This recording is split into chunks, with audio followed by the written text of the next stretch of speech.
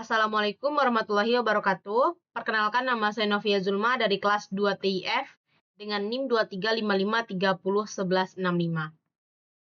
Baik, pada video kali ini saya akan menjelaskan bagaimana cara membuat game pingpong 2 dimensi di Unity Hub.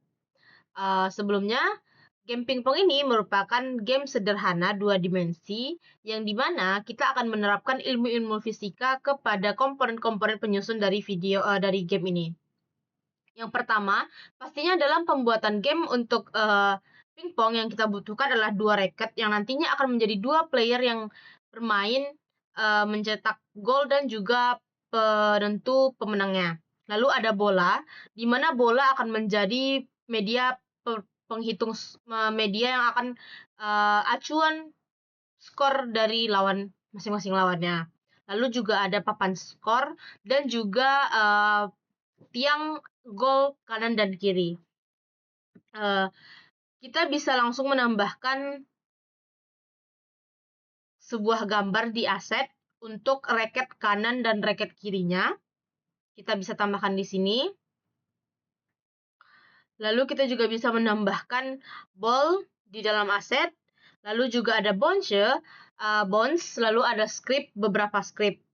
Serta ada komponen square yang nantinya akan menjadi tiang-tiang gol atas, bawah, kiri, dan kanan. Kita masuk ke pengaturan pertama. Oke, pertama kita masuk ke menu main kamera, di mana di main kamera kita bisa menentukan jenis kamera yang akan kita gunakan. Apakah itu perspektif ataupun ortografik. Di mana perspektif itu merupakan pengambilan kamera menggunakan point of view atau sudut pandang atau kayak sebuah di satu sudut pandang saja dia. Lalu ada ortografik. Ortografik ini cara pengambilan kamera full, tidak ada sudut pandang, jadi kayak emang di situ aja dia ngeliatnya. Karena game ini 2 dimensi, pastinya kita menggunakan jenis kamera yang ortografik.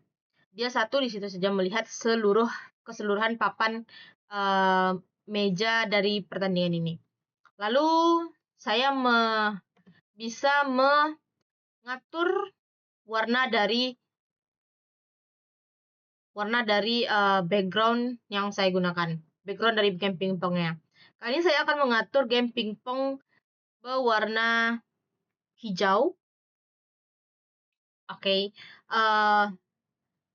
kita bisa lanjut mengambil aset untuk player 1 dan player 2. Kita bisa langsung drag and drop ke bagian sample scene di bagian hierarki. Untuk game 1, untuk player 1, kita akan menambahkan Rich Body. Rich Body akan menentukan posisi atau peran dari komponen tadi. Ada 3 komponen yang bisa kita terapkan. Yang pertama ada kinetik, 2 dinamis, dan ketiga ada statis. Kinematik itu kita gunakan agar benda menjadi benda yang memiliki sebuah gaya.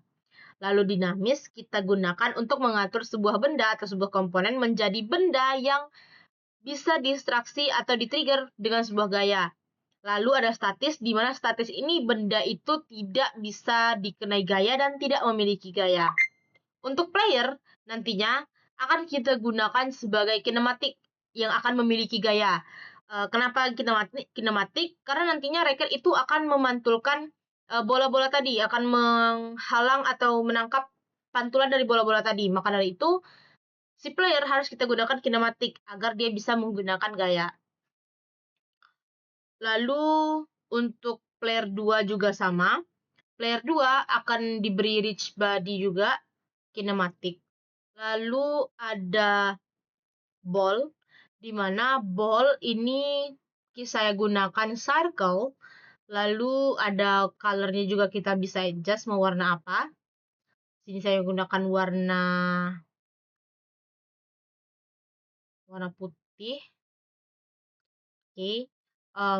Lalu saya juga harus menambahkan Rich Body. Apa Rich Body yang saya gunakan? Pastinya dynamic, di mana bola ini akan menerima atau menjadi benda yang bisa terkena oleh gaya. Contohnya, ketika bola itu bisa dikenakan oleh raket lalu memantul, maka itu dia bersifat benda yang dapat menerima gaya.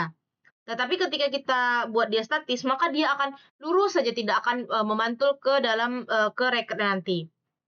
Lalu untuk fisik materialnya akan kita gunakan bounce.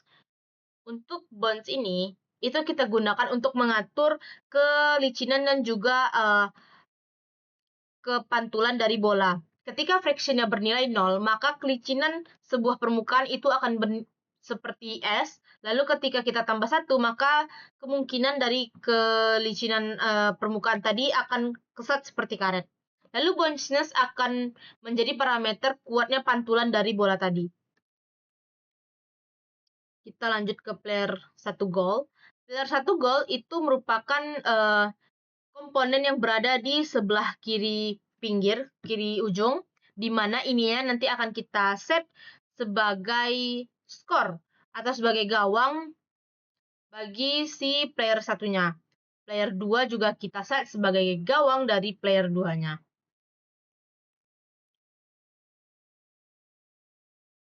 Lalu ada game field. Game field ini berisi line middle line, ada top wall dan juga bottom wall sebagai penghalang atau pembatas tengah, atas, dan bawah. Kenapa tidak ada samping kiri dan kanan? Karena samping kiri dan kanan kita atur sebagai goalnya. Jadi dia akan memiliki script sendiri nantinya.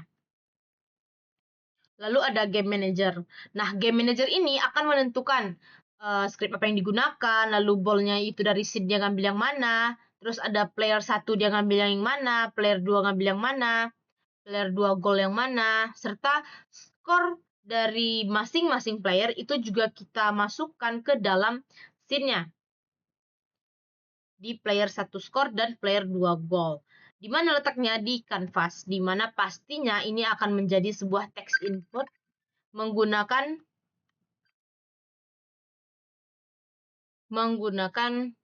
pengaturan yang sudah kita buat sebelumnya.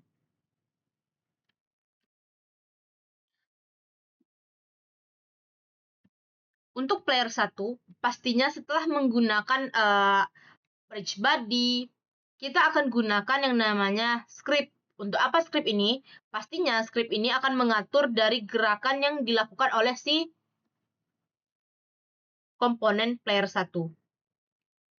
Contohnya, dia memiliki beberapa metode dan beberapa variabel serta pemanggilan sistem dari Unity Hub-nya nanti.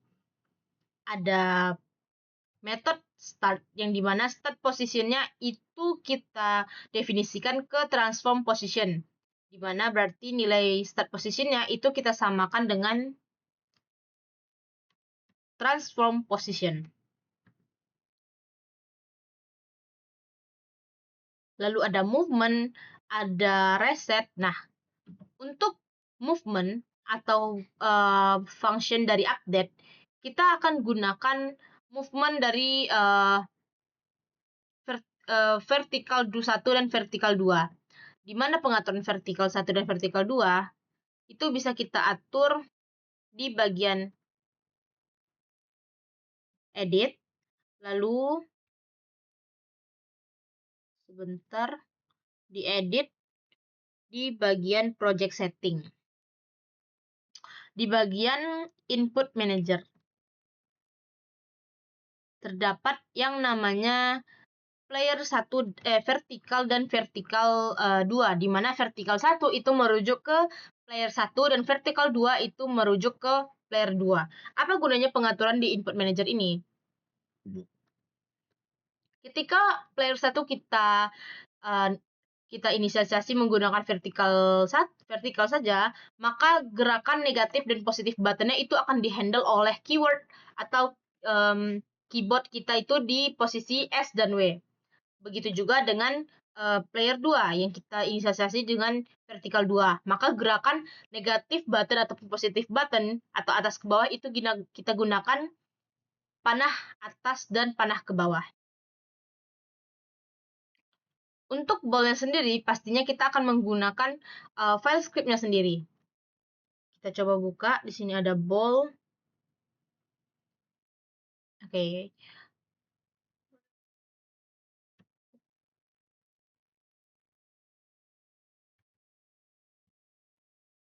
Untuk ballnya ini, kita akan sama seperti player tadi, kita akan menggunakan metode yang sama, start, reset, dan ada launch.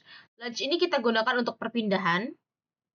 Reset pastinya akan kita gunakan untuk di mana bola itu akan terus di posisi yang sama ketika melakukan restart tadi.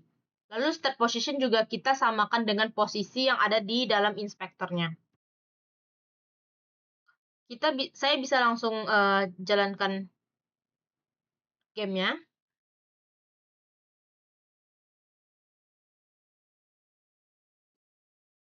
Nah, ketika si bola tadi mengenai gawang, maka dia akan menambahkan skor. Baik skor itu ke player 2 ataupun player 1, tergantung arah gawang yang ia kenai. Kita akan gunakan shortcut S dan W dan juga panah ke atas untuk menggerakkan si sticknya atau playernya. Nah, contohnya di sini, bola memantul ketika mengenai racket-racketnya atau playernya. Karena playernya tadi kita sudah atur sebagai kinematik atau benda yang memiliki gaya. Dan sedangkan bola itu kita letakkan sebagai dinamik. Jadi bolanya terkena pantulan itu karena bolanya sudah kita inisiasi sebagai benda yang akan menerima gaya dari benda yang memiliki gaya. Oke, sekian dari saya. Mohon maaf apabila ada kekurangan dalam penjelasan, kesalahan dalam berbicara. Saya mohon maaf. Saya akhiri. Assalamualaikum warahmatullahi wabarakatuh.